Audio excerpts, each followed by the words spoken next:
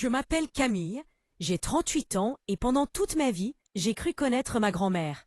Mamie Jeanne, c'était cette femme discrète qui habitait un petit appartement dans le 15e arrondissement de Paris, qui portait toujours les mêmes pulls en laine, tricotés main, qui comptait chaque centime avant de payer ses courses au Monoprix du coin. Une retraitée modeste qui vivotait avec sa pension, quoi. Sauf que tout ça, c'était un mensonge. Un énorme mensonge qui cachait un secret tellement incroyable que même aujourd'hui, 3 ans après sa mort, j'ai encore du mal à y croire. Parce que Mamie Jeanne n'était pas pauvre. Elle était millionnaire. Multimillionnaire même. Et personne dans la famille ne le savait. Personne. Ni ma mère, ni mes oncles, ni moi. On a tous vécu dans l'ignorance totale pendant des décennies, convaincus qu'elle tirait le diable par la queue. Alors qu'en réalité, elle possédait un patrimoine qui nous a tous laissés sans voix quand le notaire a ouvert son testament.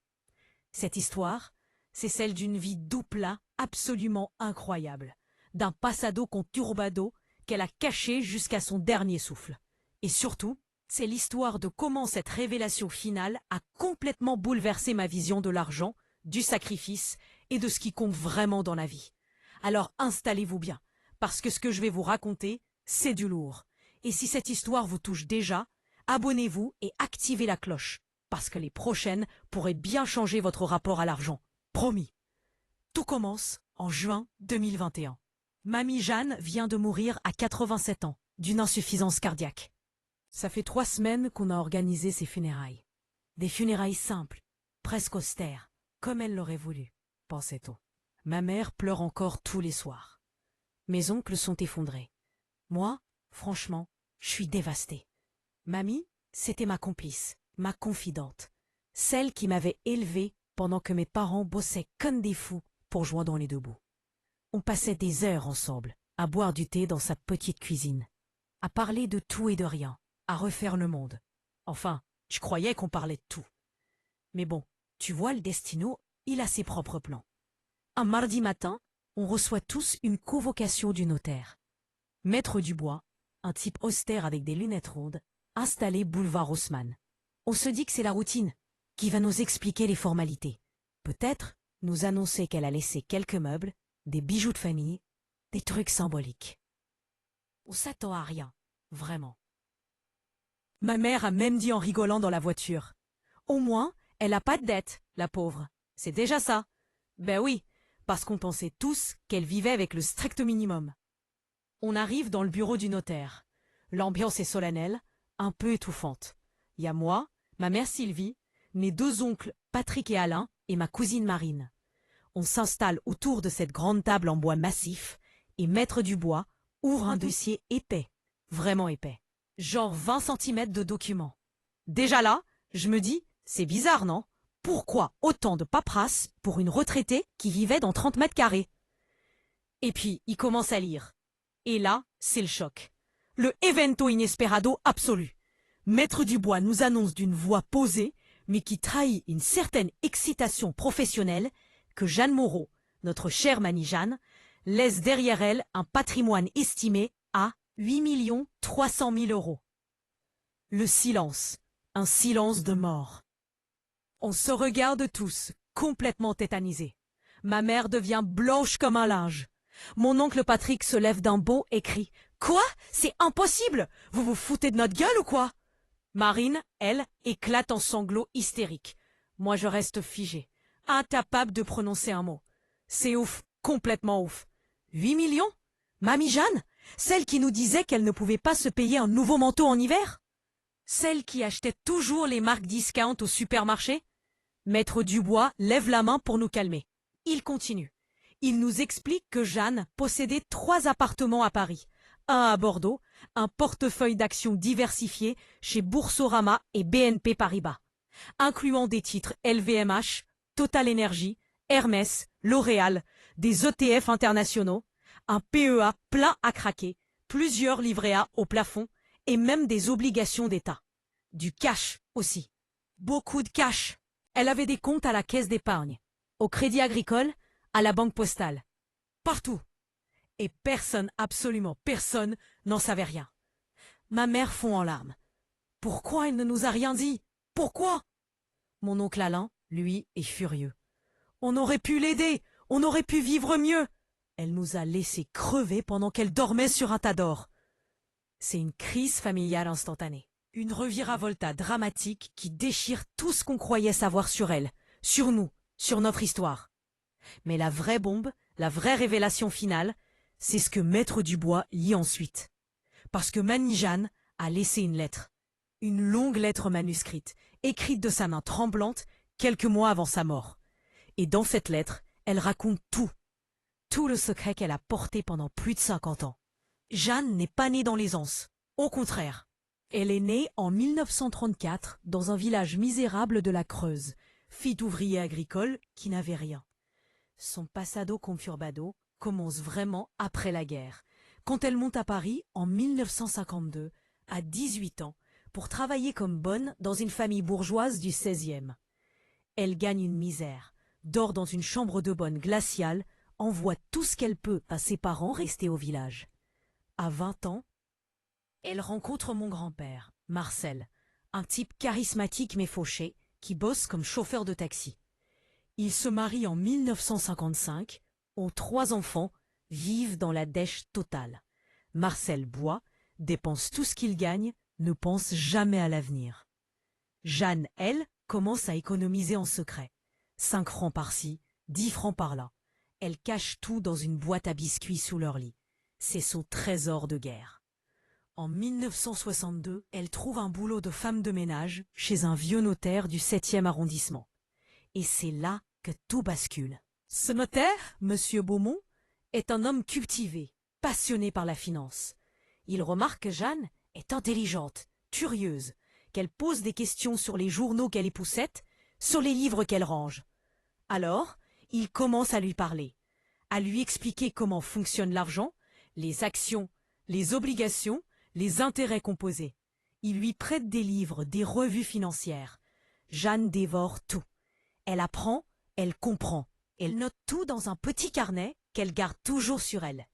Et en 1965, elle prend une décision irréversible. Elle ouvre un compte secret à la Banque Postale sans en parler à Marcel. Elle y dépose ses économies. 2000 francs, l'équivalent de plusieurs mois de salaire pour elle. Et elle commence à investir. Timidement d'abord. Elle achète quelques actions d'entreprises françaises qui commencent à se développer. Elle réinvestit les dividendes. Elle lit tout ce qu'elle peut sur la bourse, sur l'économie. Elle devient, sans que personne ne le sache, une investisseuse avertie. Les années passent. Marcel meurt en 1978 d'une cirrhose. Il laisse Jeanne avec 3 enfants adultes, dont ma mère, et aucune économie. Mais Jeanne, elle, a déjà un petit magot bien caché.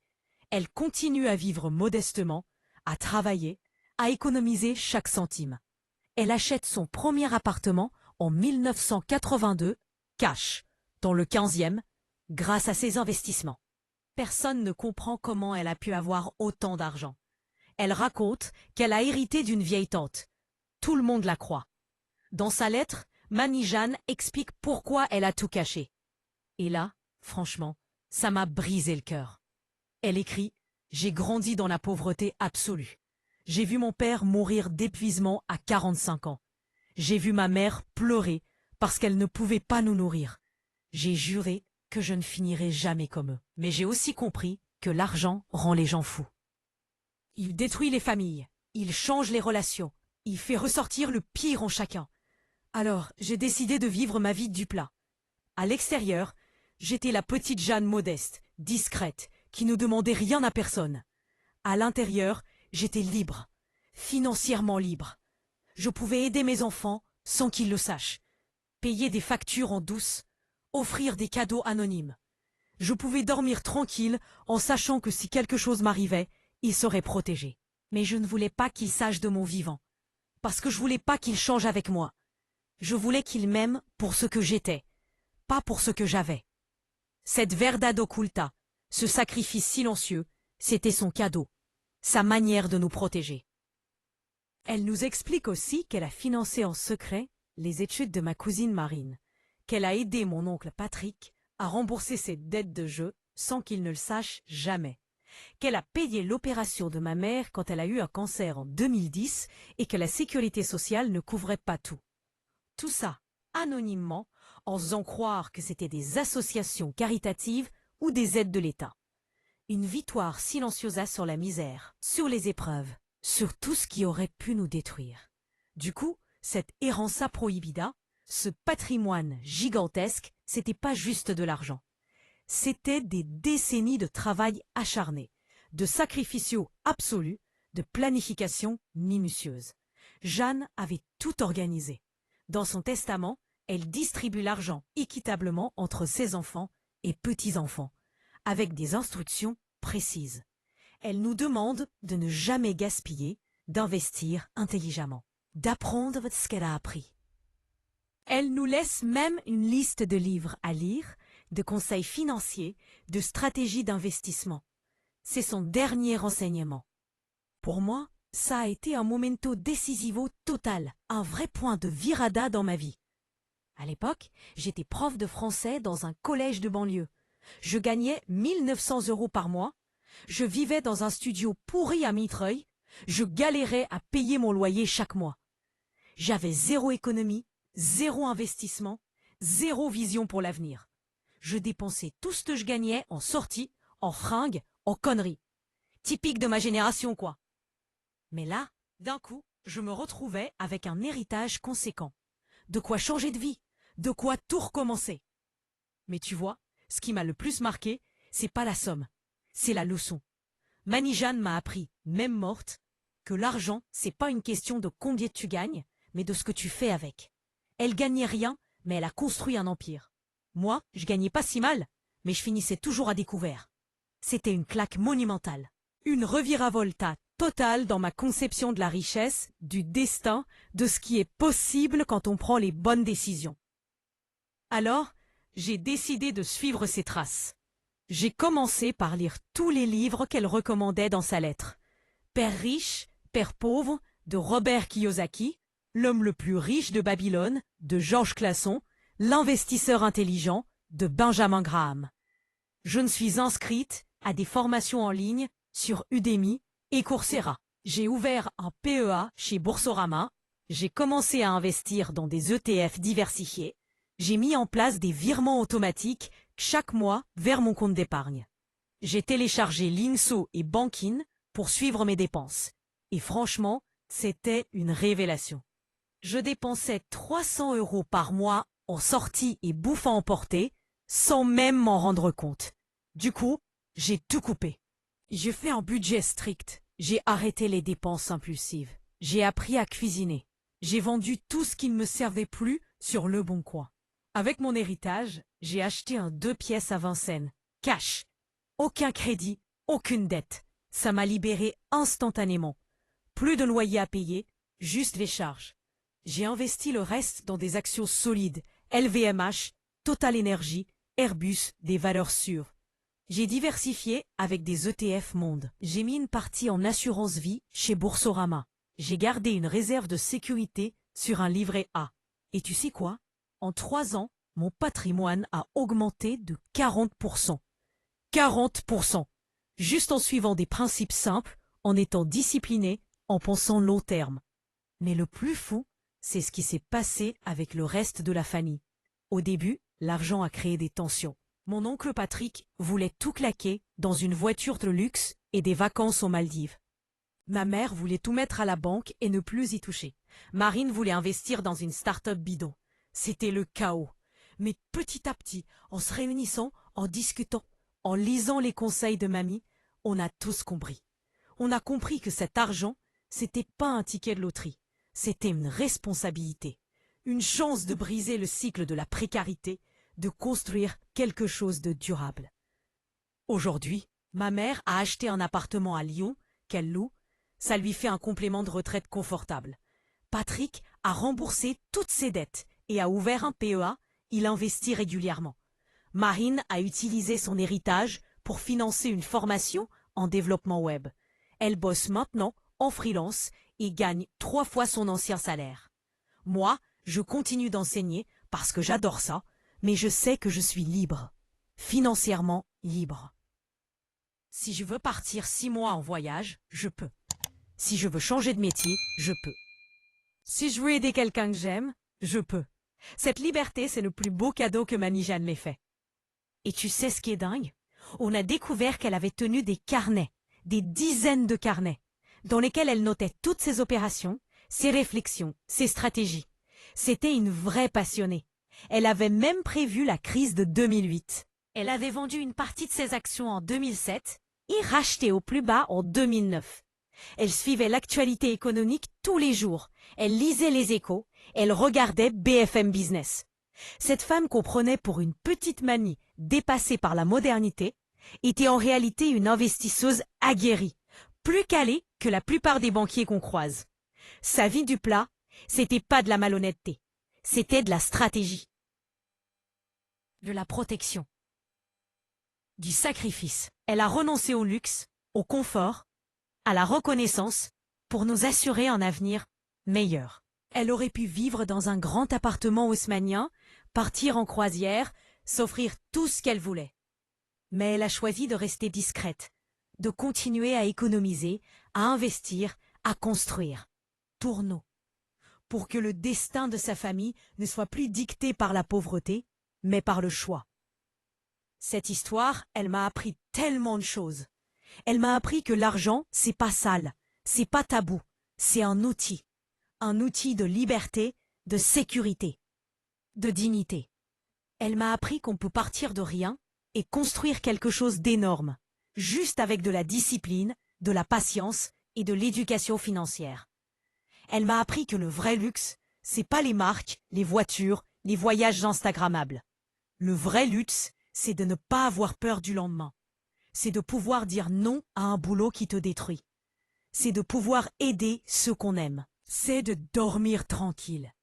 Tu vois, Mamie Jeanne a vécu une ascension incroyable, mais personne ne l'a vue. Pas de strass, pas de paillettes, pas de reconnaissance publique. Juste une victoire silencieuse sur tout ce qui aurait dû la détruire. Et cette victoire, elle nous l'a transmise. Pas en nous donnant de l'argent bêtement, mais en nous donnant les outils pour le faire fructifier, pour le respecter, pour le transformer en liberté. Alors si tu m'écoutes en ce moment et que tu te dis « mais moi je gagne pas assez pour investir, moi je suis trop endetté, moi c'est trop tard », ben je te réponds « arrête, arrête avec ces excuses. Mamie Jeanne gagnait un SMIC d'époque, elle avait 3 enfants à charge, un mari qui buvait tout et elle a quand même réussi. Comment? En commençant petit, en économisant 10 € par mois, en apprenant, en étant patiente, en pensant long terme. C'est pas magique, c'est mathématique. Les intérêts composés, ça existe. La discipline, ça paye. L'éducation financière, ça change tout. Commence par te poser les bonnes questions. Où va ton argent chaque mois? Combien tu dépenses en trucs inutiles? Combien tu pourrais mettre de côté si tu arrêtais Netflix, les restos 3 fois par semaine, les fringues que tu portes jamais? Télécharge Linkso ou Bankin. Suis tes dépenses pendant 1 mois. Tu vas avoir des sueurs froides, promis. Ensuite, ouvre un livret A si t'en as pas. Mets-y 50 € par mois, automatiquement. C'est ton fonds d'urgence. Quand t'as 3 mois de salaire de côté, ouvre un PEA chez Boursorama ou Fortunéa. Commence à investir dans des ETF type MSCI World, 50 € par mois aussi. C'est tout. C'est simple, c'est accessible. Et dans 10 ans, 20 ans, tu me remercieras. Lis les livres que je t'ai cités. Éduque-toi.